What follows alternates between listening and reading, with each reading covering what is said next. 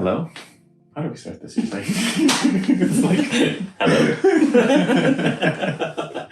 very into a question, but yeah. Welcome to Possibilities. It's true. Hello?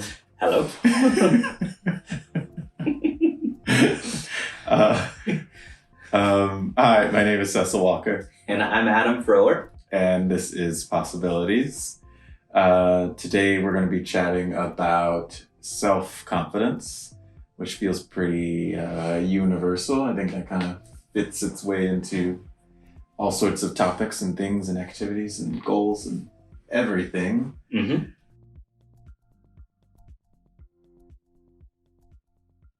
Usually I try to situate us, what are we talking about? What's the things we need to have an awareness of when we're, talking through whatever topic it is. But I feel like self-confidence is pretty self-explanatory. Am I wrong? Do you think it's... Well, I think that's true. But as you were talking, one of the things that came to my mind is, what's the difference between just confidence versus self-confidence? Why do we regularly talk about self-confidence? So what would you say about that? Oh, you just stole my job right from under me. That's a good question. That's really interesting. I don't think I've ever wondered that before. Just right off the bat, to me, it feels like self-confidence is just a more specific...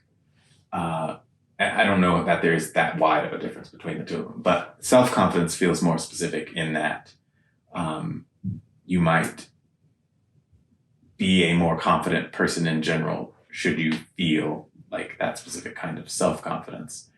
But I guess it's also what you're attributing that sense of confidence to. Self-confidence, someone who believes in themselves. Maybe they feel like, I have what it takes. I know I can do this. I know I am capable. And confidence doesn't have to necessarily be attributed to a person's self. It could just be, I feel comfortable with this. Things will be all right. I feel confident going into this. Maybe that's confidence about me, confidence about the situation, confidence that I don't need to be afraid. It feels like it could be applied to different sources, differently than just to self. Yeah, that's what I was thinking too, is if I was part of a team, I could have confidence that our team might be successful, or if I, was going to go to a store or something, I would have confidence in that brand. So I think confidence can be applied across the board, but if I make that now about myself, I have confidence in me. That's a really targeted thing. I think it changes now how I have to think about it. It changes how I have to assess it. Obviously, if I'm going to a store, if I have trust in a brand or confidence in a brand, then I purchase that brand or I recommend that brand to somebody else. When you turn that back on yourself, of do you have the confidence in yourself to obviously not sell yourself, but to promote who you are, to say, I'm good at these things. And so when we put confidence in something external, then we get a certain set of language, and then applying that language to ourselves sometimes makes it really clear, oh, this means I have to be assured of myself. I have to be willing to put myself out there in some way. I have to trust in my abilities. I have to trust that I'm a good product in some way. And so I think that when you start to apply that language back to yourself, new questions can come up from that. Which then led me to a second question of if I'm trying to figure out, do I have self-confidence or not? What are the indicators? How do you know if you got it? To me, it's one of those things where you might not specifically notice when you have it, but you probably very much notice when you don't have it. Just like I'm guessing if you're Googling, some problem that you're dealing with, you're not really going to notice when there isn't a problem, but now you're doing some work on how do I fix this thing when it's not there. And maybe even this video specifically, you might be looking how do I get more self-confidence or something like that, and you come across a video like this. But you wouldn't be thinking of what do I have to do to maintain this or something like that if it's already going well. So I think you get a sense of comfort, things work out well. Maybe you even feel appreciation if you should notice it when, you do have that self-confidence. But I think it's much more activating when you feel like that confidence isn't there. Yeah, I think that's true. The way that you phrase that reminded me a lot of the work that we do of solution-focused therapy, right? And we oftentimes say, what would be different? Mm-hmm. And people will oftentimes answer, well, I wouldn't feel like this anymore, or I would be less of that. I would be less depressed. I would be less anxious. I wouldn't be afraid so much. Yeah. And so they answer in the negative or the absence of something. And one of our jobs regularly is to flip that over and be like, if depression or anxiety or nervousness or fear or whatever subsided, mm-hmm. what would take its place? And I think that's kind of what we're getting at here with self-confidence. If self-confidence showed up, I think oftentimes people would answer with the absence of things. If I had self-confidence, I wouldn't feel nervous. Mm-hmm. I wouldn't second guess myself. I wouldn't doubt who I am. And that leaves this whole void of, so if those things went away, what would take its place? And so I think about what self-confidence, the risk is everybody's self-confidence looks the same. Mm-hmm. And I don't think that that's necessarily true because I think we each prioritize different things. And so when I think about self-confidence, I think about different people, how different people might answer that self-confidence question. If I'm talking to an introvert, their answer may not include, like, I'd go out and talk to a bunch of people, or I would spend more time out and about with other people. It might be like, I would feel self-assured to spend time alone. Mm-hmm. It might be like, I would feel good about connecting with one or two people in a really meaningful, mm-hmm. rich way. Whereas if you talk to an extrovert and you're like, if you noticed self-confidence, they might say, I'd be the life of the party. I'd go around and I would talk to everybody. I would make sure that everybody, had connections, that I would network really well. So the answers you might get from an introvert versus an extrovert would be really vastly mm-hmm. different. Similarly, you might get, if you're talking to somebody who stays at home and parents most of their lives, and somebody else who has a big corporate job and has to get out there, you might get very different things. If I feel confident in my role as a stay-at-home parent, then I know that I'm taking care of the needs of my children really well. I know that I'm making them healthy food. Mm-hmm. I know that I'm helping them to learn to read in just the right way, or I'm preparing them to go to school. That's confidence in my role versus somebody who's out there networking or, whatever. They're going to say, I'm going to meet people who are really influential. I'm going to make meaningful connections. Maybe I'm going to make sure that I go to important events so that people see me and are aware of the role that I can play. Very different answers, but both are present if I'm confident in the role that I have. Yeah. So I think that's one of the things that I would start with off the top is self-confidence isn't just a blanket statement of it looks like this. I think we have to consider who we are. I think it depends on what our role is. I think it depends on what our priorities are, what our worldview is, what our belief system is.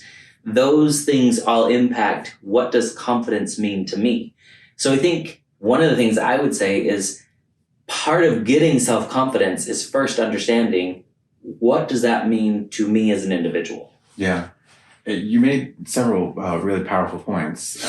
First, or at least that really stood out to me, is that we're talking about the presence of something, not just in this specific topic, but anytime someone's trying to change something about their lives or about themselves, it has to be from this angle of finding the presence of something, moving toward having the presence of something, rather than what I think people more likely think about is the removal of things.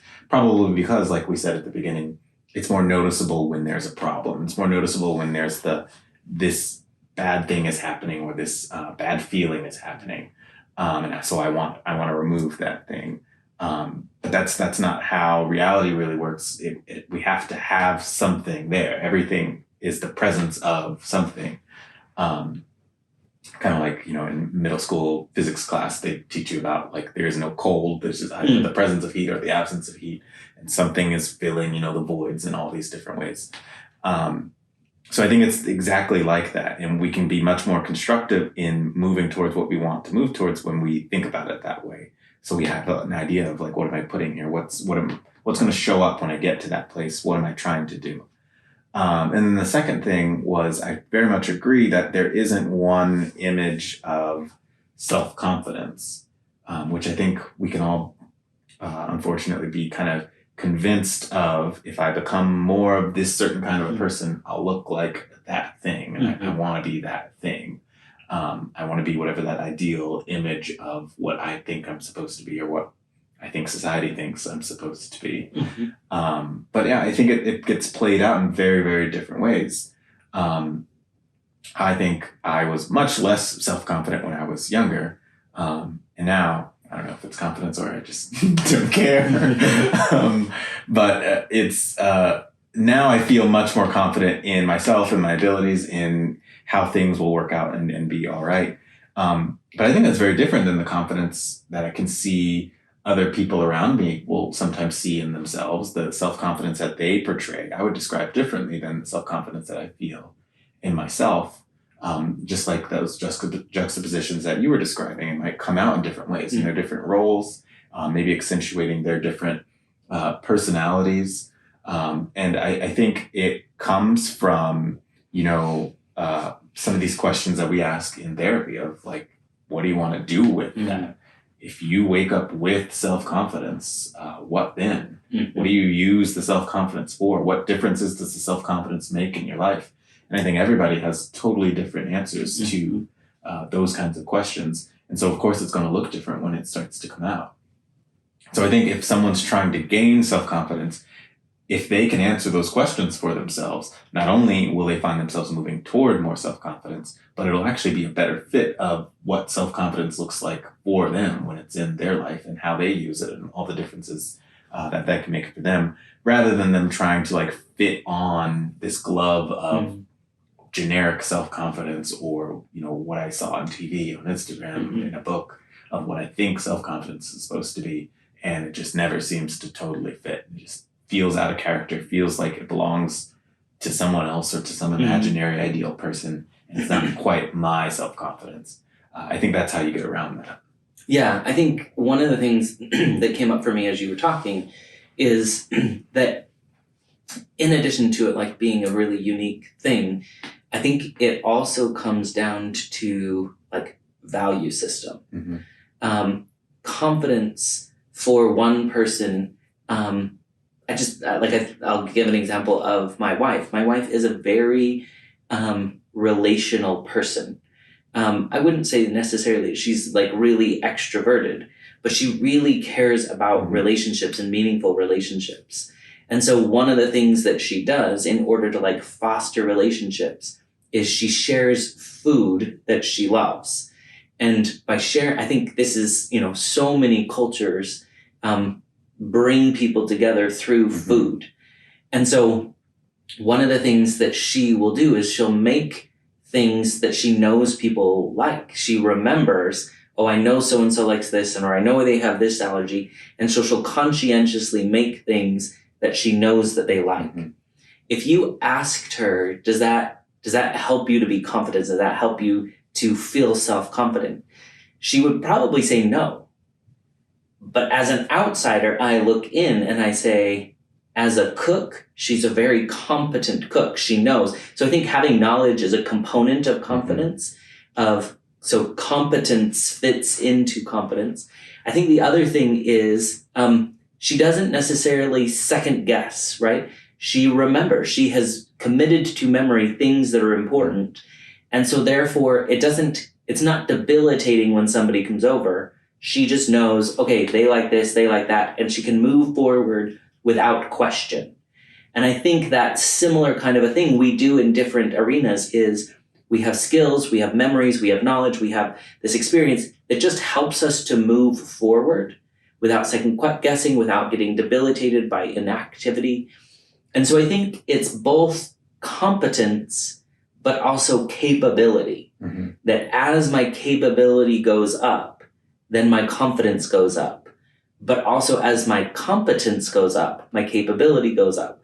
And so I think it's this, like, I think we can foster self-confidence either by learning more or by being better at what we know. I think that's the whole purpose of practice, right? Like athletes and musicians, they practice hour after hour after hour. That will increase just the level of skill. But if they constantly doubt or they constantly worry or it's going to just erode the capability that they have. And so I think that there are different avenues or different skills that people might need to practice in order to increase this confidence. Yeah, that makes me think of, the mindset that people seem to be in when they are kind of living with that self-confidence. I know definitely for myself, it seems to require a bit of, you talked about value systems and how that kind of extrapolates from what you care about and what works for you. And I think you also, on top of having to tap into those value systems, you kind of have to know yourself too. You have to know not only what's important to you, but what's true about you. You kind of have to have a pretty grounded sense of understanding and really knowing, being familiar with yourself and these attributes that kind of stick to you. In a very, kind of honest and open way, the same way that you would say, a friend or a family member or something like that. And I feel like that could be a really strong line, strong source of self-confidence, because there have to be some things that you just know about yourself. Like I just know I'm this kind of a person. And maybe that means I have, a lot of this skill or a little of this skill, but I know I care about working at that thing, or I know I care about working really hard and being diligent. I care about practicing. I care about being a good friend. Remember I read somewhere that the people that you care about the most or that you really want to spend more time with, it reflects, something characteristic wise about yourself. Either it means you have some of that characteristic that you seem to value in that other person, or you value that enough that you want that you're willing to do the things that it takes to increase that thing in yourself, even if you don't have a lot of that thing. And so it's very much like a mirror of, if I could value that in other people and see and want that in other people, I must have some connection to that myself.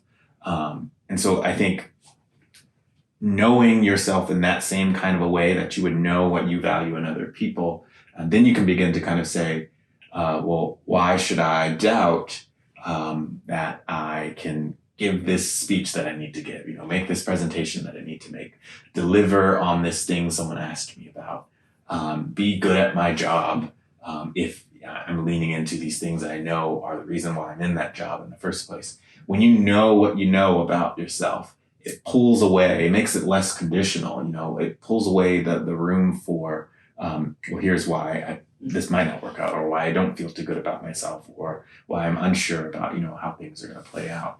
I feel like, the lack of self-confidence is probably an abundance of uncertainty.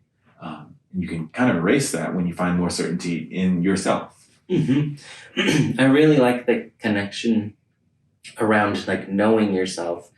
The other thing that made me aware of or more conscious of is, if you're really good, if you're sure about who you are, then the other thing that you can do is you can choose deliberately what you want to improve. So if I'm honest and I'm aware of, okay, these are my strengths, these are areas where I would like to get better, then you can target those things. Again, it's just like practicing anything, right? You can practice developing a characteristic, developing patience, developing kindness, whatever it is.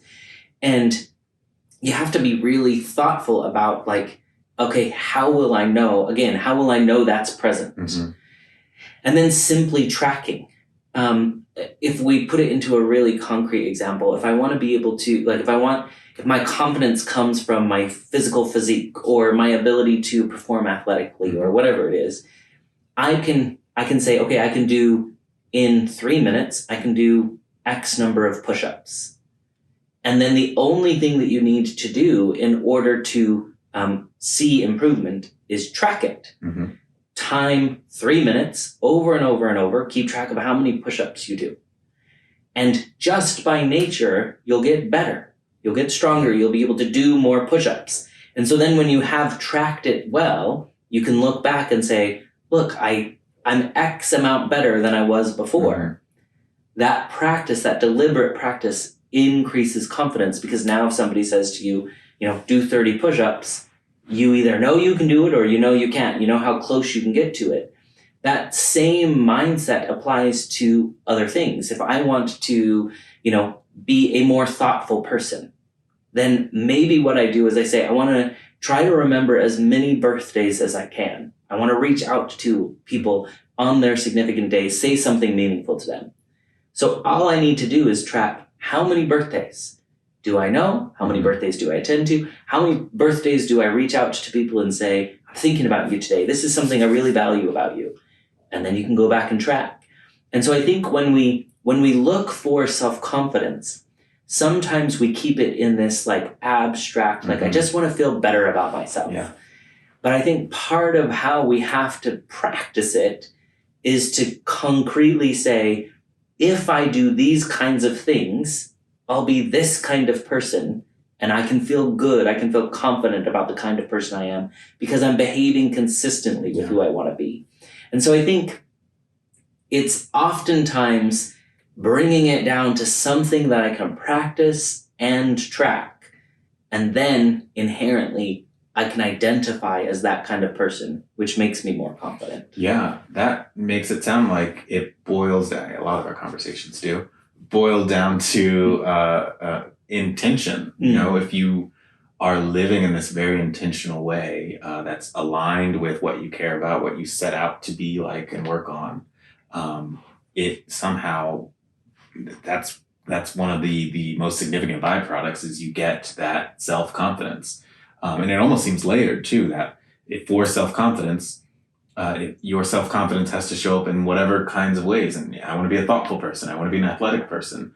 And to get that means I got to do these things. Here's what I would be doing if I were to see myself as that kind of a person. I'd be, doing this amount of workout in this amount of time. I'd be contacting people about these significant days, this amount of times. And in order to accomplish those things, I have to say, here's what I want to do. I want to be this kind of a person. Here are the kind of things I would be doing if I were that kind of a person. Let me keep track of how much of that I'm able to do. And it feels like it stacks its way up to, well, then I must be self-confident because I can see I am this kind of a person. I know I am because I'm doing these things that I set out to do in the first place. So it feels like this is a very non-abstract thing when you take the time to think about it. You can put intention into it and make it an actually very practical thing, very observable thing. Yeah, and I think it comes back to you have to, like you said, be aware. Mm-hmm. Be aware of who I want to be, what I need to do in order to be that kind of person, and then how well am I doing? How closely am I sticking to that? I think once you know those things, then you can say more or less, I feel more confident in who I am, or less. Yeah, I totally agree. Anything else you should throw in there about self-confidence? I don't think so. I think really it just comes down to how much deliberate practice do you want to put in? I think so. Yeah. So then I guess that's all for self-confidence. All right, perfect. Well, hopefully that gave you some new ideas or thoughts. If you know somebody who is hoping to be more confident in some area, it would mean a lot to us if you can share this with them so that they can then hone in on what version of myself do I want to be. In the meantime, be deliberate yourself. Think about what's important to you and who you want to be, and then go out and practice it. We would love to hear your success stories, so share those with us too. But go be great.